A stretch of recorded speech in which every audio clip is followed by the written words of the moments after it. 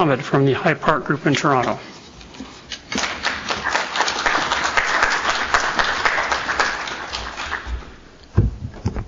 Mohammed Alcoholic. Yeah, I'm a little nervous, but I'll just wing it. So I haven't gotten through all of my amends, but I think I'll just start off by mentioning that it was always, I had it in my head when I was drinking that I did my friends and family a favor by just walking out of their lives, because then they didn't have to be witness or party to my drinking and the consequences of that. And I've come to find that it actually is quite damaging to a lot of people. I just, when I would hear people share and say, oh, I've done this to my family, I've done that to my family, or I've done this to my friends, and I'd say, oh, I've never done that. I just stopped calling them, or I blocked them, or just pretended I didn't see them when I passed them on the street. And so I started the amends process in my second year, and my sponsor was very adamant about how I should go about it. So the first person I made amends to was relatively easy. Let me not get ahead of myself. So first I had to write out a list, and I had to think about the harm that I had done each person, and I had to write that beside their name. And I went back to my sponsor. I said, okay, I explained each name. I said, well, this is what happened with them, and this is what I did, because the focus really has to be on what I did, not so much on what they did. I can mention that to my sponsor, but ultimately, when it comes to taking action on that list, it's less about how they treated me and more about what I did as a result of my conduct. And so, so I put together this list, and it was quite lengthy. And so he said, okay, well, I think you got the type of damage wrong. I forget what it was, whether it was like emotional, spiritual, or financial harms. I think those were the categories that I had to put beside each name. And financial wasn't a big issue. Financial wasn't a big issue. Neither was spiritual, but emotional. Because I've experienced a lot of abandonment in my own life, and I think that's maybe why I excelled at reproducing it in the lives of other people. I sort of knew what it looked like, what it took, and I had to think long and hard about what I had done. And so my sponsor just suggested, start with somebody that's relatively easy, where the harm wasn't too great, and you are pretty confident that they'll speak to you if you request an audience. And so that's what I did. It was nerve-wracking. I sat her down, we talked, and then I said, is there anything you'd like to say to me? And she said what she had to say, and all of a sudden, the next time I saw her, I wasn't worried anymore. I didn't have that anxiety like, oh shoot, what if I run into this person again? I didn't know how this happened, but I was like, okay, I could do more of this. This is where I ran into trouble. I decided, oh, my sponsor already gave me a template. I'm just going to reproduce this with each person. What I failed to do was to call him and to talk about the person I was making amends to and how I was going to do it and in what setting. So the second person, I just called them up I called them up. I said, hey, listen, can we meet at a coffee shop? And that went totally left. And called my sponsor. I said, I did what you told me to do last time. I'm not getting the same effect. I actually feel worse now. He said, well, the point of making amends is you check in with me, we talk about it, and then I can give you direction on how to proceed. So I said, okay, cool, I'm not going to do that again. And so it just got easier to the point where I could make amends to people I ran into on the street. I didn't even need to talk to my sponsor anymore. I could say, hey, do you have a moment? I would quietly say a prayer before I talked to them. And I would mention the harm I'd done to them and ask them if there was anything they'd like to say to me. And then it got to the difficult ones. I feel like a lot of the easy amends really prepared me, easy between air quotes, of course, because none of this stuff is easy for us. But it prepared me for the difficult ones, how to approach the person, how to speak to them, how to shut up and listen, because I'm full of explanations. Oh, but I mean, if this hadn't happened, maybe. And so I'll tell you a little bit about these two friends of mine. I met them in 2003. I was a student up the street at Ryerson, and we were all sort of, we were studying urban planning, and we just kind of figured it was the poor man's engineering or something. So we didn't know what the hell we were doing. We just didn't have great marks in math, and this program took us, and it kind of seemed like it was in that area of architecture, engineering. So we're all there. We don't know what urban planning is, but we became fast friends. And a few years.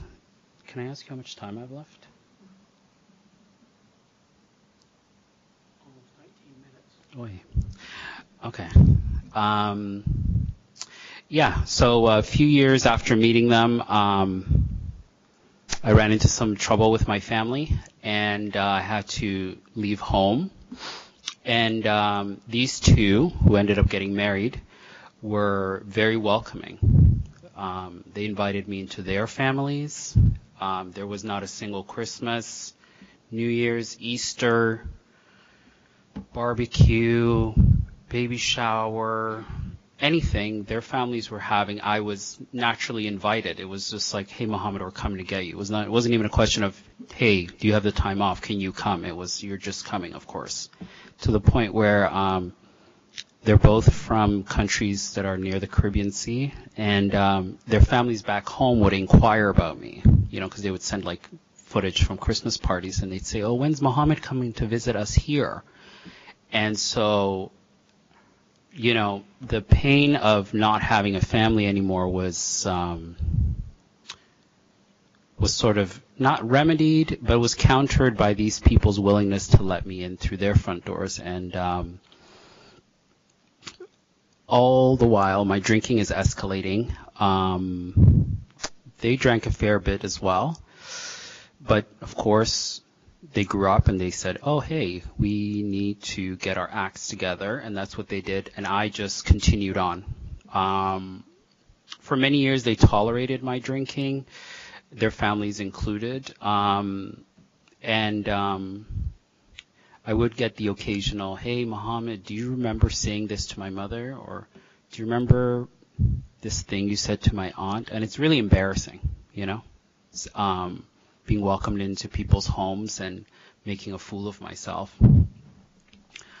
Now fast forward to 2016. This would have been the end of January. I was invited to a mutual friend's home. He was having a party, and again, I was my usual self, drunk, acting a fool. And I was asked to leave. And my two friends took me to their car, and my friend who was driving, she said, Muhammad, you're acting ridiculous right now. Because I was swearing, I was talking about our mutual friend, and I was like, oh, he had no right to boot me from this party. I wasn't doing anything. And then I turned on them. And we were somewhere in like northeast Scarborough, and I was living in Parkdale at the time, and she just pulled the car over, and she said, get the hell out of my car. And she'd never spoken to me like that before. This was someone, my family was getting ready to ship me off to Somalia to an arranged marriage, and immediately bought me a plane ticket back home. This was someone like, if I needed a ride anywhere, if I was, moving, she'd be there. If I needed anything, she'd be there. And so this was kind of shocking. I was really insulted, and I decided then and there I was going to cut her off. And I was going to cut her husband off too, because they were, a package. You can't just leave one out. And so I started deleting any pictures I had of them. That's another thing that I really regret. Whenever I would cut someone off, I would delete any evidence of their presence in my life. So a lot of times I don't actually have pictures anymore with people. And yeah, so it would be another, how many years? 2020, I think. Anyway, it'd be a few more years. I get sober. They get added to the list. And one day, something just told me, you know what, why don't you text her? And I called my sponsor. I said, hey, I had this thought. I should text my friend, see what she says. He said, yeah, keep it to the point. Say, hey, I was thinking of you. Is it okay if I call? Hope you're doing well. And thankfully, she responded. And what she was about to tell me really floored me. And we talked for about an hour. And she said, after she booted me out of the car, she did not think I'd stop calling. She thought, oh, he's going to be upset, but he'll call me. It's Muhammad. He's dramatic, whatever. She said it pained her to know that I was out there walking around, but I had chosen to forget about her. That it was easier for her to imagine that I was dead than just had given up on our friendship like that. And she starts crying, I start crying, and then I get up, and then I say, okay, well, is your husband open to talking to me? And she says, of course. And then I've only seen this man cry maybe twice all the years I knew him. And again, the same situation. He said all these years, he said, right up until last week, he said, I was thinking about you. He said, I never stopped thinking about you. And I felt so heartless in comparison because up until getting sober, I just had chosen to forget about them. You know what I mean? I filled my life with other people. So it really told me something about how I process emotions as well, And so anyway, that was just the beginning of the process. And so they invited me to their home near the zoo in Scarborough. And, we had a lovely barbecue. Their kids are like preteens now. They have a lovely home. They looked great. And we got to talking. And I just had to let them speak. I had to let them get everything out, because if we were going to move forward, there couldn't be any trace of past resentment lingering between us. It would just poison what we would build in the future. And I really wanted to give it another try because I love these people. And at the same time, it really, I don't know, I felt really exhausted after, to be honest. I remember coming home and just feeling really drained. And what I've come to realize is that spiritual work takes a lot out of me at times. And but it also has a funny way of nourishing me after the fact. It takes someone who believed himself to be cold as ice. I wore that on my sleeve. I used to tell people, oh, I don't really care if you drop dead or not, and I thought that was cool. I was like, oh, okay, I have zero feelings. I'm good, and come to realize that I need work. I need to work on softening my heart. I need to work on letting people in. I need to remember that I don't need to walk this journey alone. And it's not just a journey in recovery, but also just a journey of my life. I need friends. I need family. I need support. I need love from other people. And And I need to do difficult things like that in order to allow that flow back into my life. And so today now, me and those two friends were great. I still have to put in work because it's very easy for me to revert back to those old ways. Even without the drink, I could still be an asshole. The way I show up as an asshole is a little different, I think, than most other people. It's very quiet and treacherous. You know, you think you're about to just wade into a puddle, but really you start sinking really fast. And I'll do it with a smile, so people get really confused. They're like, oh, but he's killing me with a smile. This is very strange. And I have to remember that's not what God's plan is for me today. God's plan for me today is to do the next right thing. And it's not to think the next right thing, but to do it. And this process of making right the wrongs I've done other people has really allowed me to grow as a person and to see what forgiveness for me looks like so that I can reproduce that forgiveness for those people who've harmed me, right? Because if someone can forgive me and my decrepit attitude, who am I to hold resentments against other people? Thank you.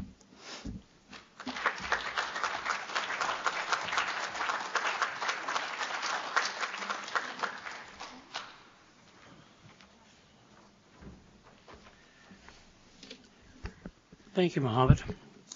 And now for our second panelist, please welcome Kelly B. from the Danforth Group.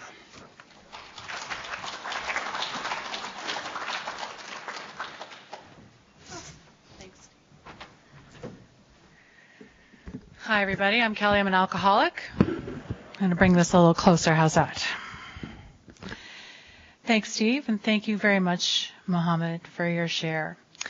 I related a lot to that abandonment piece. It seems to come up a lot in these alcoholic stories that we hear.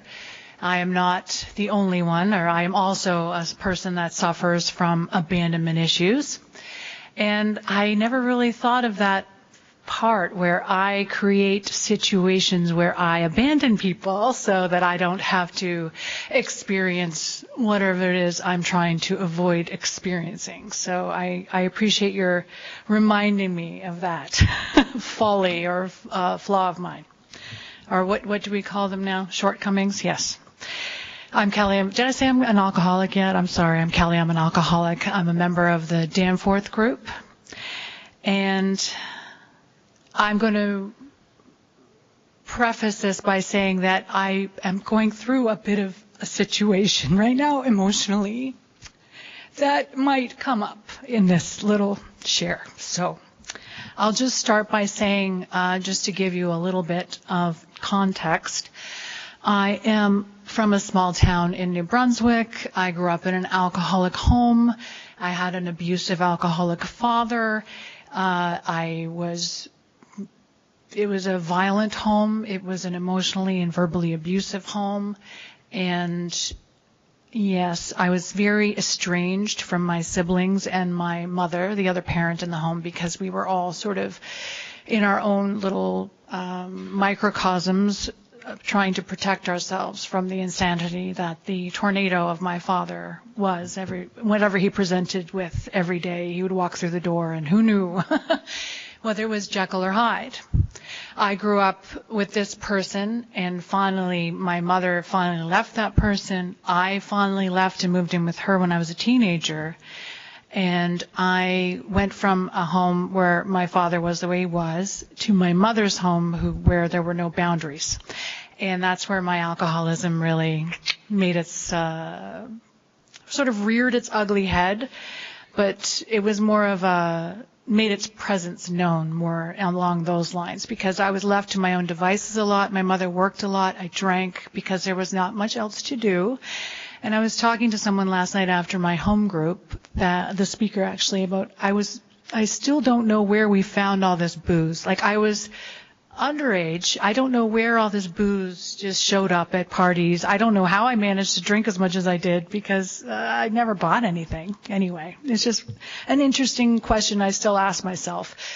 I'll put it in the category of things I don't remember, because I was basically blacked out most of my teenagehood all the way up to my 30s. So my alcoholism isn't exciting or dramatic. It's actually kind of sad and pathetic, where I slowly drank myself to a place of despair and complete isolation.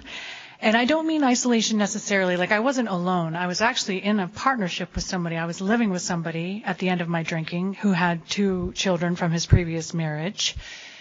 And I was alone. I was alone in that relationship. I was alone in that house. I was alone all the time, because I created this place in my head where I was always alone, and I had no one to rely on, and no one loved me, and no one would ever love me anyway. It was not a good place. Despair is not fun, and that's where alcoholism brought me. It was fun, and then it wasn't. That's basically what it is.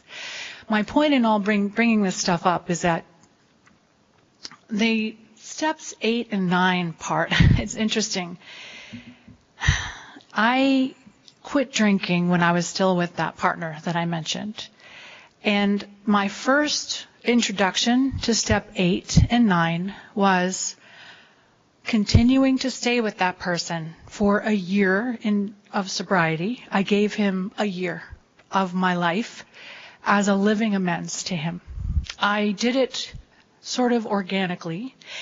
I thought I owed it to him because I had put him through so much in our relationship with my drinking. And, I was just like my father when I drank. I was Jekyll or Hyde. We never knew whether I was going to be happy, sad, throwing things across the room, ripping someone's hair out, threatening X, Y, and Z, whatever.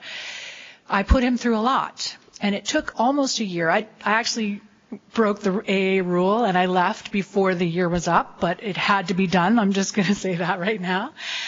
Because I realized I got to the point where I was awake enough, I was clear-headed enough, I had enough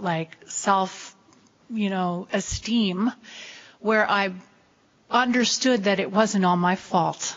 That's the first thing that kind of hit me in that particular relationship.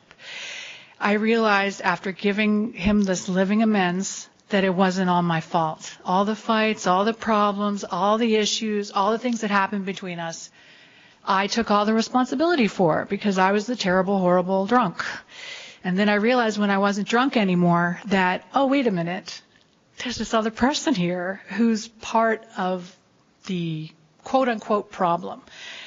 It was not a good relationship to begin with. I mean, you're talking about a guy I met in a bar after I'd already had 6 or 7 beers at home before I went to the bar, and then that kind of hookup, just happened we sort of codependently fell into each other's lives. So regardless, my point is that was my first real step 8, was that living amends. And then I started learning about that living amends piece and how I could put that into sort of practice by going out in the world and living the best life I could possibly live, and basically hope and pray and have faith that the universe would give me signs or provide me with opportunities to ask for forgiveness, but then also forgive myself, which is, quite frankly, and I'm very grateful for this, exactly what happened. I just put one foot in front of the other, got the home group, got the sponsor, went to the meetings, started doing the work, and just started living my best life, the best life I could possibly know how at that point. And then my amends started happening. It was weird. When I opened myself up to this stuff, things start happening organically. I mean, I talk a lot about that organic nature of just somebody would present themselves. I would be walking down the street and there's this person. I'm like, okay, universe, thank you. And then it would happen. Or it would just be not even a discussion about the wrongs I did. There was no specific discussion about necessarily all the terrible things I did or said. It was just a natural thing and I guess I'm fortunate. I had people in my life who had enough of their own emotional intelligence to want me to be happy, to want me to live my best life, to want me to be sober. So I'm very grateful to all those people who forgave me, and then I could move on. And that's the best part, is the moving on part. I was, again, very fortunate, and I feel very fortunate generally in my sobriety. Things have happened just like my drinking career. It hasn't been incredibly exciting. Things have sort of slowly fallen into place. Subtle shifts have happened spiritually, emotionally. Little things start to happen, and I'm able to sort of notice, like a bright light on the corner, like, oh, that's new. This new awakening, or this new knowledge, or this new truth that I'm being presented with it's something I'm very, very grateful for, that I was able to, and I still am able to experience those things. And I'm very, very grateful. I just wanted to get that through that first year of sobriety, being able to have all those amends happen super organically at first. And my main focus nowadays is it's that forgiveness piece. It does mention it in step 8 and 9. It talks a lot about forgiveness. And it's not just about forgiving other people, but it's myself too. It's like a two-way street. And I'm getting there. I'm not good at forgiving myself, I'll tell you that. I'm really hard on myself. And I'll just say this. I was given a challenge this evening not to say anything negative about myself, or not to say anything self-deprecating, because my sponsor, who's back there, said if I did that, she was going to leave the room. And she's tired of me saying mean things about myself. So I tried to practice that all day today. And this is a really hard practice. I'm just going to say that for me, not for everyone, but it's noticeable. These practices are like, wow, it's just a little thing, like don't say anything negative, don't have a negative thought about myself. It's like, how do I practice that? And I think that is maybe what I need to work on the most at this time, is that forgiveness piece, and letting it go, and not marrying myself to these ideas that I'm this person or that person that I was told I was when I was a child growing up in that chaotic, violent home. I had the opportunity to experience forgiveness with my father. 4 years before he died, we reconnected, and he was a sober person. My father got sober when I was 19 or 20, but I was no longer living with him, and we weren't talking to each other. So it had been about almost 15 years since my father and I had spoken. And again, very organically, this sort of happened. I bit the bullet, swallowed my pride, and sent him a message, and was able to connect with him. And I knew from the day that he walked through my door that he was doing his best to give his living amends to me. The way that he communicated with me, the way that we connected, the way that I felt like everything had sort of clicked into place when he came back into my life at that time, was an incredibly gratifying, and it's just such a beautiful feeling. It made me feel like I was welcome and loved and home. I can't say that I've had this with every member of my family. I have a younger brother who definitely has an issue with drinking. I don't want to call him anything. And I've forgiven myself for not putting myself in a place where I feel less serene or calm by being in contact with him, because it doesn't serve me anymore. I've tried. I've 12-stepped him. I've been there for him. I've shown him by living the way I live now that it's possible to live sober. And I think that's all I can do, honestly. And I'll just say with my mother, I mean, that's a whole other relationship that I've also had to forgive myself about because it's just has not been the same since I stopped drinking. She doesn't understand what I'm doing, and that's okay. Letting that go and saying that's okay is also part of my being able to go out there in the world and live as best I can. I was also, I want to talk a little bit about how the universe has a good sense of humor. I was on a vacation recently. I literally just got back like yesterday. And it was an indescribable vacation that people ask me how my vacation was, and I'm like, I can't tell you. It was so beautiful. I loved it. I can't even begin to describe how wonderful it was. I was so grateful to have had the chance to experience what I had down there. It was amazing. We went to a little place called Guadalupe, and it was absolutely life-changing. It was gorgeous. And on the last day, we're driving through these mountainous switchback roads, and the Caribbean air is coming through the windows, and the music's playing, and I was just feeling so grateful. And then I was also feeling wistful because I thought, oh, I'm going to be so depressed when I go home. I'm going to be like so sad because I'm not going to be there anymore, and it's going to be, ugh. And then the universe heard me. And on my way home, I stopped. We were in Montreal briefly, and I have another brother who has been struggling with alcoholism. He's been trying to get sober since last year, and I haven't seen him for about 6 months. So he's been in and out for a while. And we saw him for brunch, and I honestly was not prepared for what I saw, and I'm very worried about him. And I didn't know what to say. It's a helpless feeling. I feel helpless because I know I can't do anything. I just can't do anything. So I talked to my sponsor about it, and she's given me some great advice. I'll just let you know that I have plans to call him and tell him that I'm worried about him and just that I'm here. That's all I can do. And I can pray. I'm told I can pray, which I will work on as well. On the way home, we also found out that a neighbor that my partner has known on his street for 30 years died yesterday afternoon in his home, suffering from cancer. And it was heartbreaking.